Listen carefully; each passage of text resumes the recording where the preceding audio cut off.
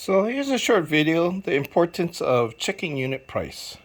So we're looking at, this is a beef choice brisket flat, okay, which is basically a beef brisket that's been cut crosswise, okay.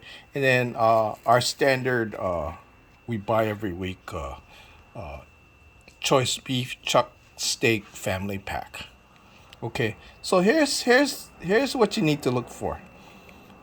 The price on this, let me see if I can get a zoom. The price on this is the unit price right here, right here. The unit price is $4.98 a pound, okay? And then the unit price on the brisket is $8.63 a pound. So even though you look at the differences, there's this one has a strip of fat, and this is very typical of beef brisket.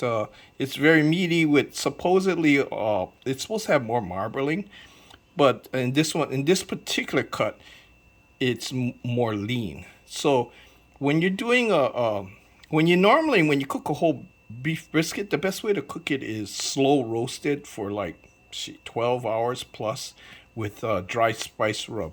But it's kind of hard to do that with a flat piece of brisket.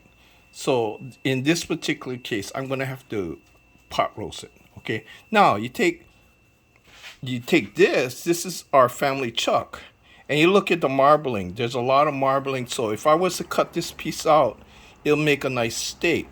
So in this one, the chuck roast or the chuck steak has more options to cook it different ways. Stir fry, I could pot roast it, and it would come out very similar. In fact, it would come out a lot better than the brisket, because there's more marbling and fat to make it more tender. So that's the difference. Okay, so the choice is up to you, whether you buy the brisket or the chuck, but this is half the price of this. So I'll leave it up to you which one you decide to take.